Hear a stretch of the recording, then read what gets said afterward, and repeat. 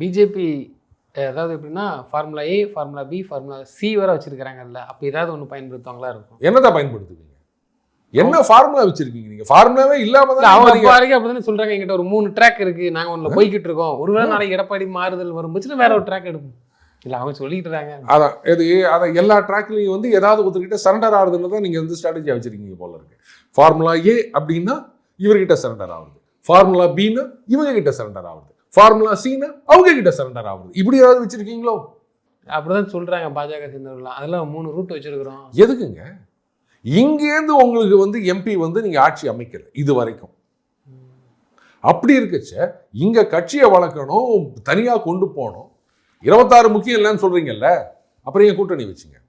யார் வேணா ஆட்சிக்கு வந்துட்டு போறாங்க. கட்சியை வளர்க்கணும், 31ல ஆட்சியை பிடிக்கணும். அதுதானே உங்களுடைய ஸ்ட்ராட்டஜியா இருக்கணும். இல்ல பாஜக இப்ப அந்த ஸ்ட்ராட்டஜில இருக்கு. அப்புறம் ஏன் கூட்டணி சேர்ந்தீங்க?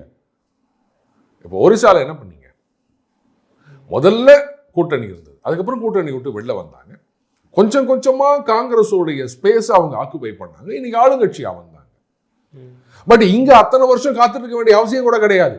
இல்ல அந்த ஸ்ட்ராட்டஜி வந்து அதிமுக கொஞ்சம் கொஞ்சமா இருக்கலாம்ல. அதுதான் நான் சொல்றேன்.